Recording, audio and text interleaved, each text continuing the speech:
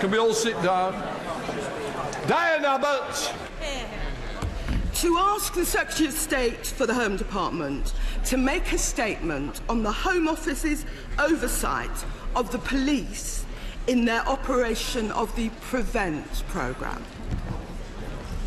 Yes, that's good. Minister. Mr. Speaker, counter-terrorism policing in this country is operationally independent. Now, this is an important principle. The operational independence of our police from government is integral to our democracy. The Home Office does, however, carry oversight of the police on behalf of the Home Secretary, and we are clear that the right to peaceful protest is a cornerstone of our just society and an indispensable channel of political and social expression. Counter-terrorism Police South East have, for example, stated categorically that they do not classify Extinction Rebellion as an extremist organisation, and that the inclusion of Extinction Rebellion in their guidance to frontline officers was an error of judgement.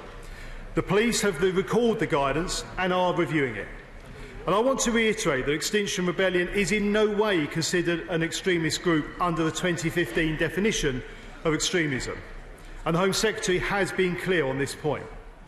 The police have also made clear that they regret any offence caused by the inclusion of the Ukrainian trizyb symbol in their internal educational document. That document was produced to help frontline officers and staff recognise and understand the wide range of signs and symbols they may come across whilst on duty. As the police have said, it explicitly states that many of the symbols are not of counter-terrorism interest. Unfortunately, far-right groups do have a history of misappropriating national symbols as part of their identity. And this was the reasoning behind the inclusion of several symbols. But we recognise that the trizyb, Ukraine's state coat of arms, carries constitutional importance as well as both historical and cultural significance for the people of Ukraine.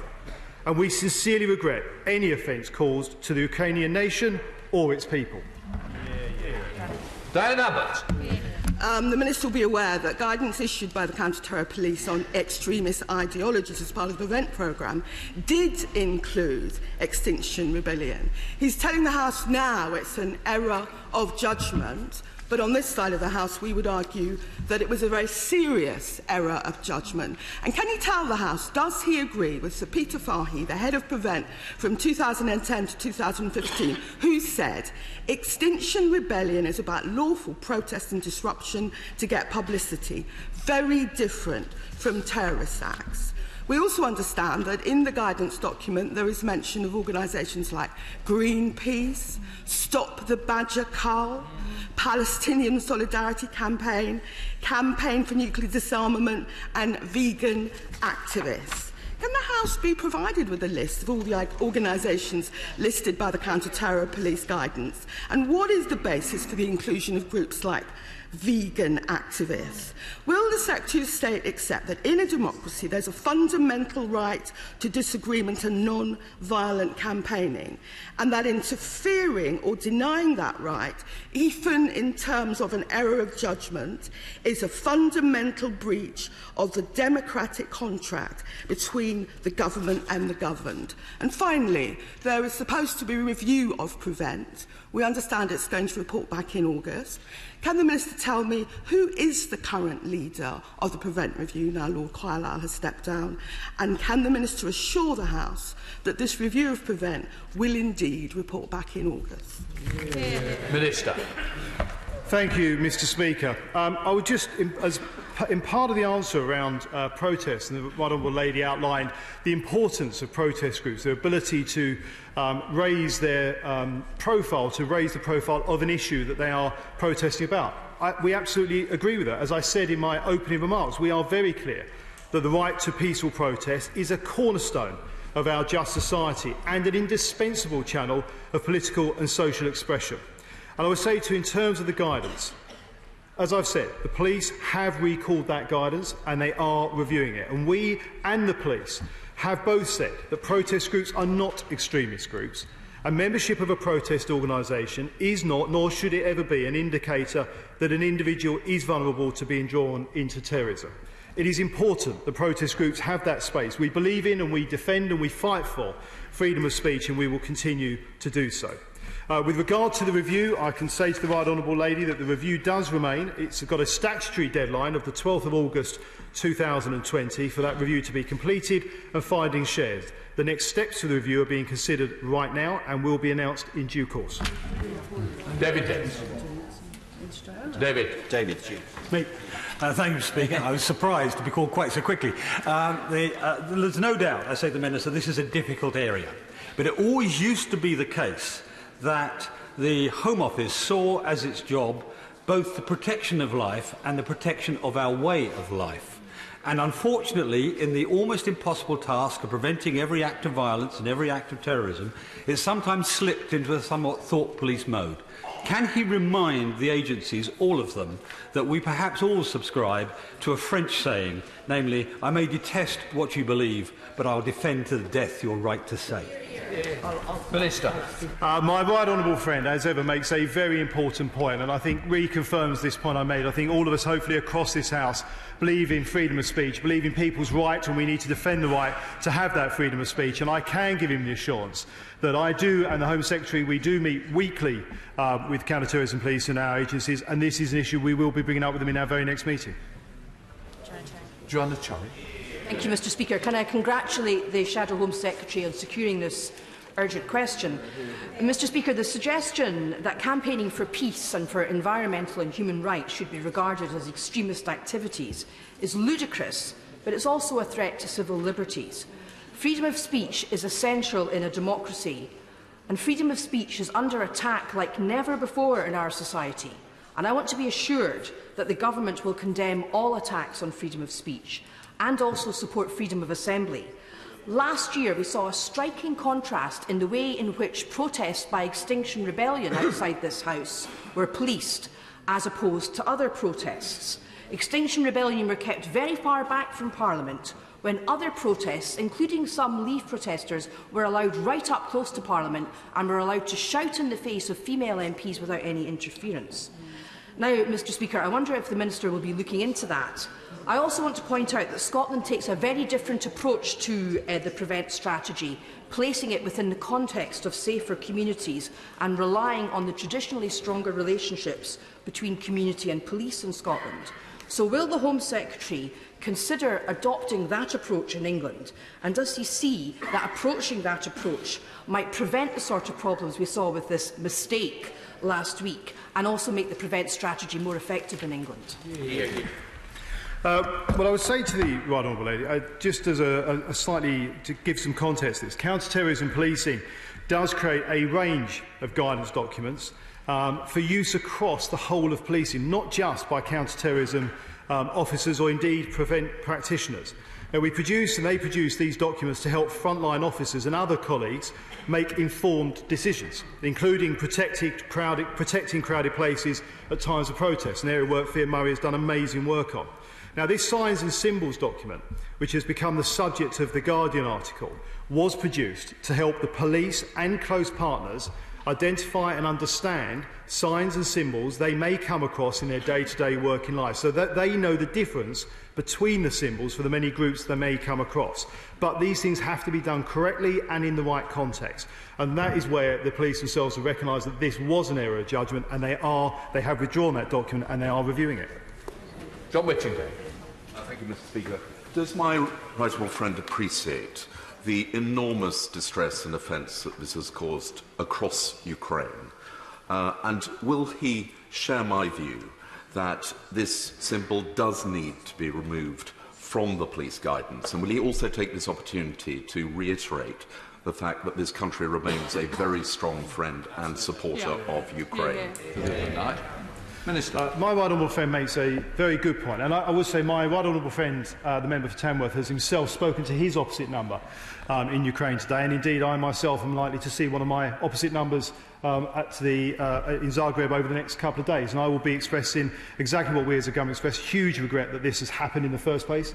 We do have a very valuable and a very positive relationship with our friends and partners in Ukraine.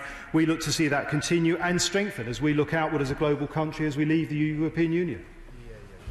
Chris Matheson. Thank you, Mr. Speaker. The only factor that is radicalising people in this area of concern is their legitimate and understandable concerns that we are not addressing climate change quickly enough. Can the Minister respond to the question from my right honourable friend, the Shadow Home Secretary, about who is now leading this programme? He didn't manage to address that. And does he share my concern that the Prevent programme and anti-terrorist strategy has had its credibility damaged by this action, and that he will need to work to restore that credibility as a result? Minister. Well, look, first of all, the Prevent programme itself is fundamentally about safeguarding and supporting vulnerable individuals to stop them becoming terrorists or supporting terrorism. So I would just say to him to be very acutely aware of the context and the difference between the fact that Extinction Rebellion should not have been in the first place. The police have outlined that that was an error of judgment. They have withdrawn that document and they are reviewing it. In terms of the Prevent review, that will go ahead, and we will be making some further announcements around the chairmanship and the progress of that before it reports fully in 2020 in August this year. Alicia Cant. Thank you. I'd like to thank you, Mr. Speaker. I'd like to start by expressing again my steadfast support for the government of Ukraine, with whom I have worked to counter violent extremism and the threats of those who cause discontent and division in our own country. Violent extremism is a scourge, and Prevent helps keep us safe. So what can my right honourable friend share with me in terms of plans when someone has been convicted of a serious terrorist offence, gone to prison and come out? What support will there be to ensure they do not become re-radicalised and do not go on to commit more crimes, and we keep our people safe? Minister.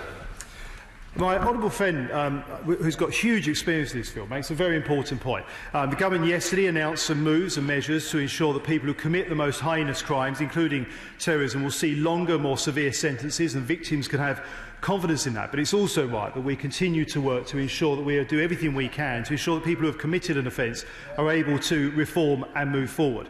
There are lessons to learn. One of the things we are looking at in terms of taking forward the Prevent review itself are the lessons to learn from Fishmongers Hall and the experience of that. But my honourable friend is right. This is an area we need to continue to work on to make sure we keep our society safe. Caroline Lucas.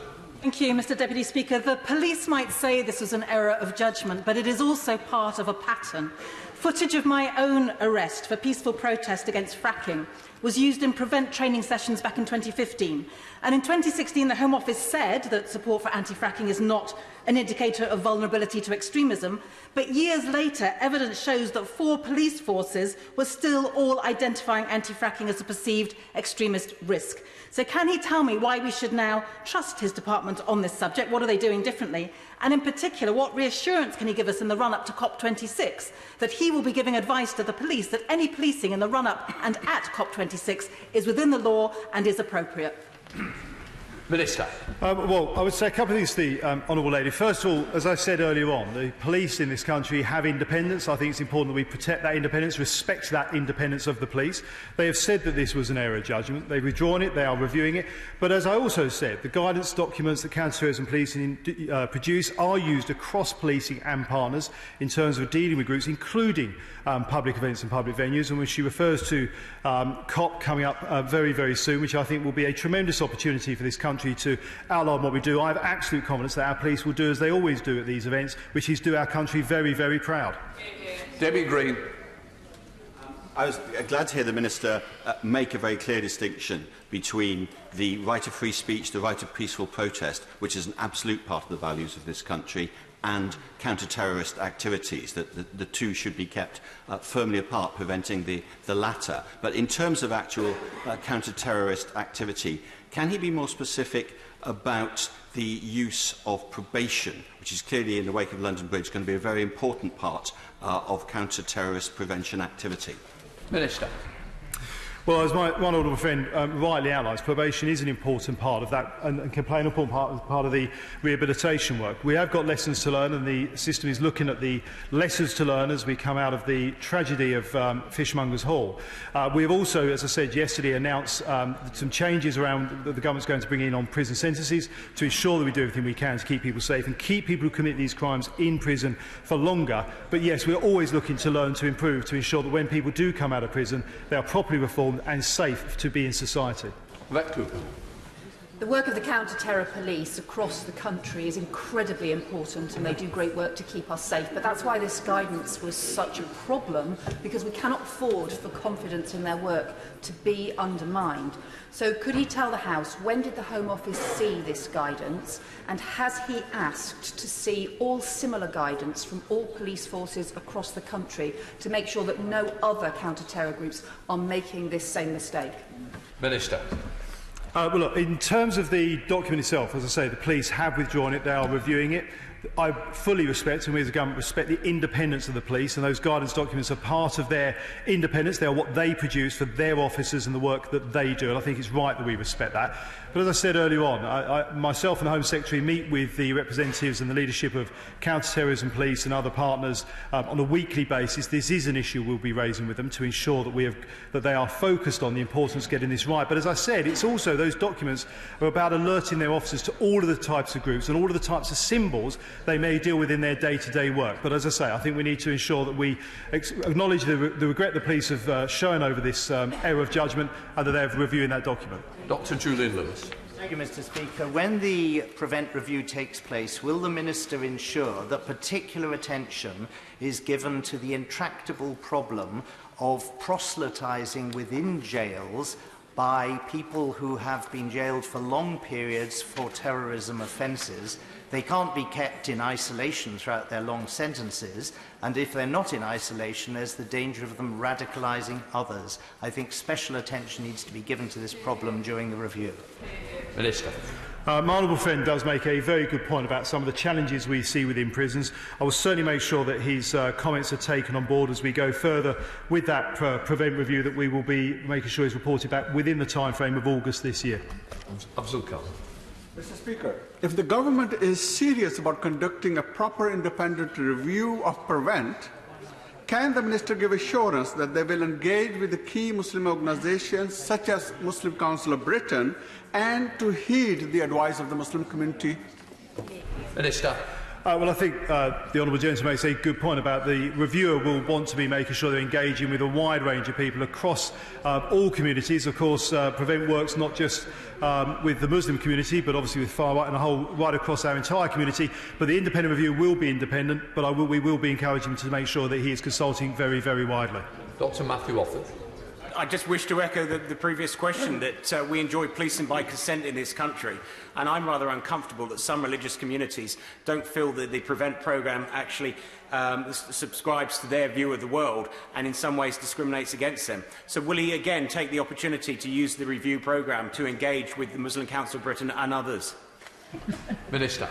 Well, as I say, the independent review is independent. We'll be consulting widely across with the groups that they see fit. But the Prevent programme itself, I have to say, is working. It is successful. And Prevent itself has made a significant impact in stopping people being drawn into terrorism. Just in 2018-19, some 101 projects were delivered in London alone to address vulnerabilities such as education, social isolation and substance abuse. I think this is a project that's working. We want to just make sure that what's good gets even better. Christine Jarvie. Thank you very much, Mr. Speaker. I welcome what has been said about the error of judgment being acknowledged by the police. But further to what other honourable members have said, can I stress that unfortunately the effect has been to undermine confidence in Prevent and raise questions about the culture within which it is operating that such an error of judgment could take place. So with the review, can we be assured of what steps will be taken to ensure that there is not a culture which allows this sort of error of judgment to take place and undermine an important operation? Stop. Well, I think we need to be very clear that this was a document produced by the police for the police's use and purpose. That is separate to the wider Prevent programme, which does work across a huge range of communities and organisations across this country, and is very, very successful in safeguarding and protecting vulnerable people, and as a result of that, our society. And I think we should be lauding that and being very pleased with that. And with the police's point of view, as I said, they've withdrawn this document and they are reviewing it. Rachel McCann. Thank you, Mr. Speaker. Does the Minister agree with me that we must never lose sight of the possibility of reform, even for the worst criminals and terrorists who have committed heinous crimes? So can he update the House on when we will start this programme of recruitment for specialist counter-terrorism probation officers, which I think would be welcome to keep our society and our constituents safe? My honourable friend makes a very good point. It is important that we do remember that people are able to reform. We want people to reform. Obviously, we want to get the balance right, making sure that the British public are clear that this government is on their side, and people who commit heinous crimes will serve severe, proper and long sentences, because our first priority is to keep people safe. We made the announcement over the increase in counter-terrorism funding just yesterday, and we'll be updating that as we go forward in terms of when that is spent, how that is spent. But we are keen to move quickly to ensure we keep our country safe. Marisha. Speaker, can I thank the Minister for putting the record straight on Extinction Rebellion and all that?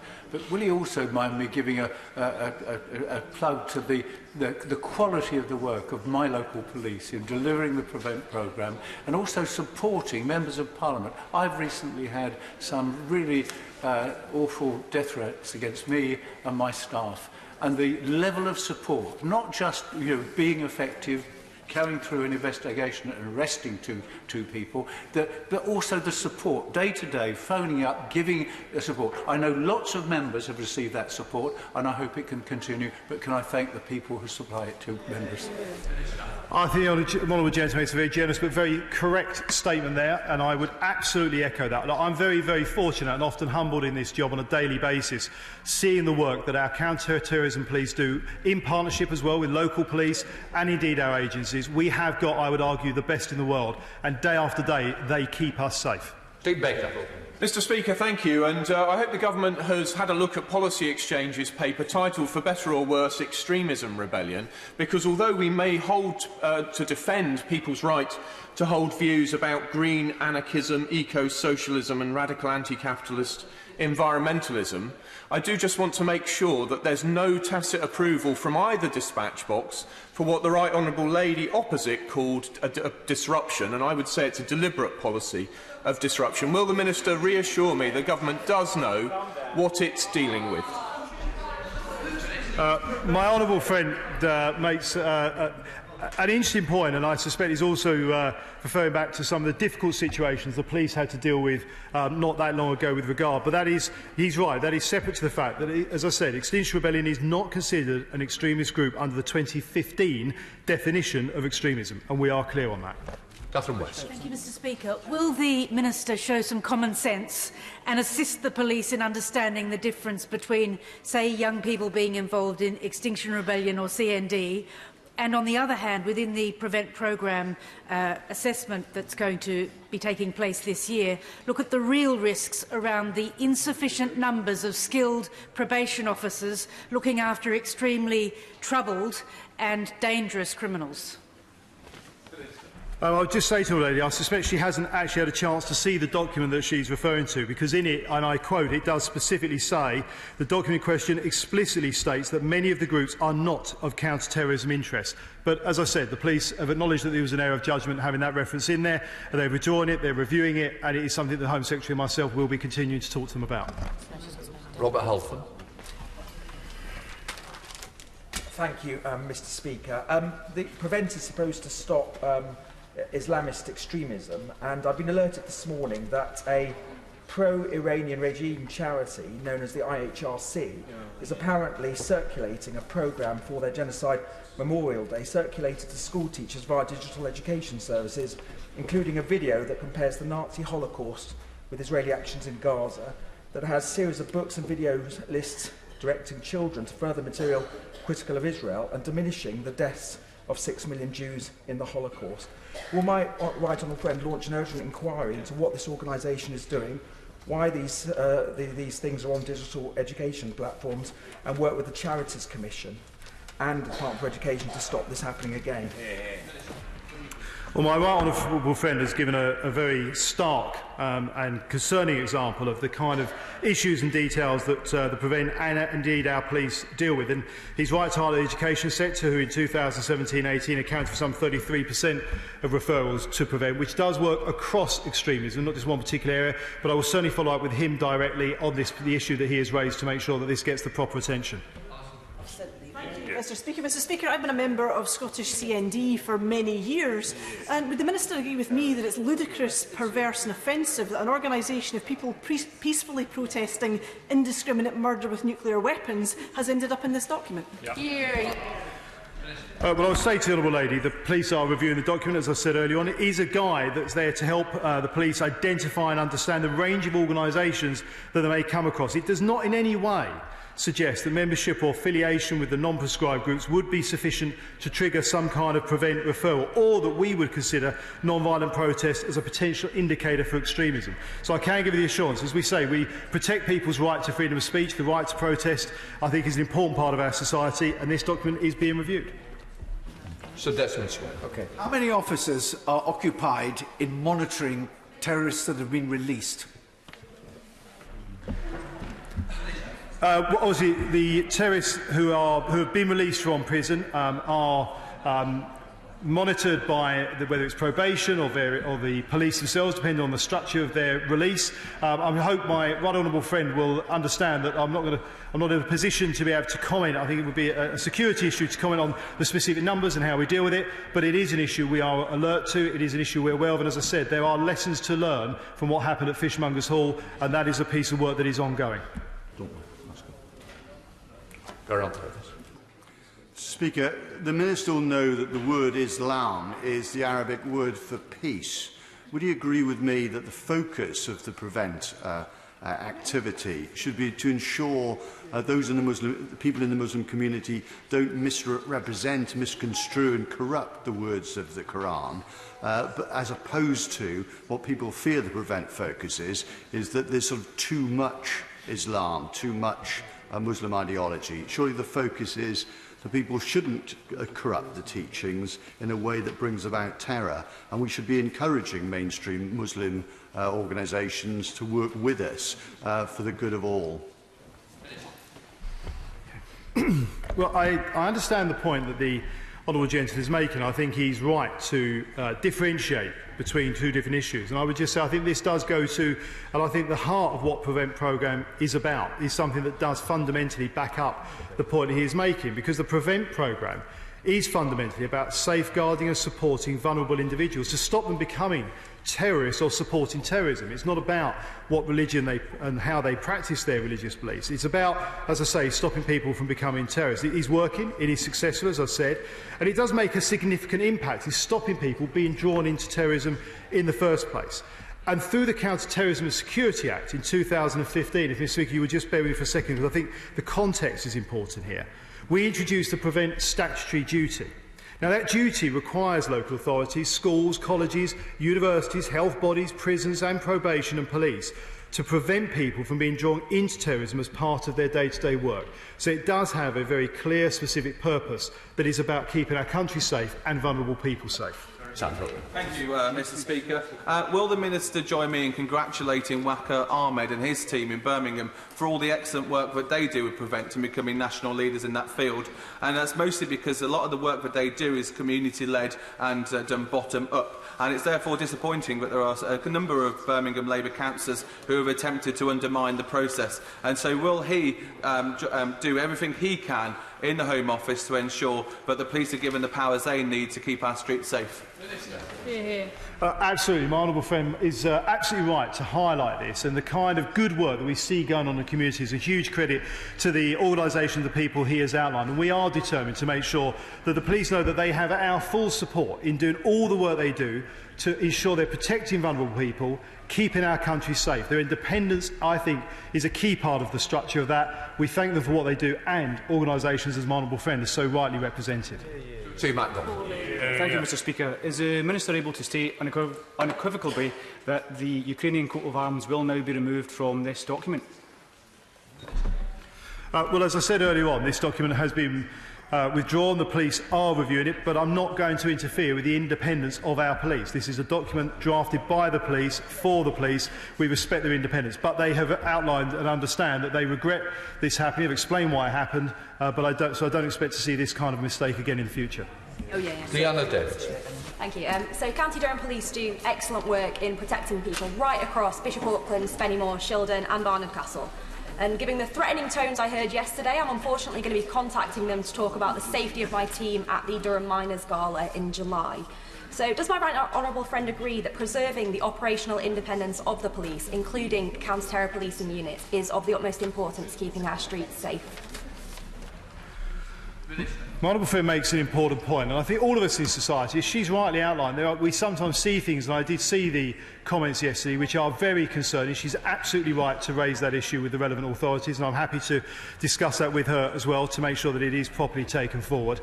But it is right that we do continue to defend the independence of our police and make sure that they know that we are there to support them in the brilliant work they do keeping us safe. Point of order, Mr. Speaker. Rear Edel. Thank you, Mr. Speaker. This morning, Jaguar Land Rover announced the loss of 500 jobs at the Halewood plant in my constituency as they move from a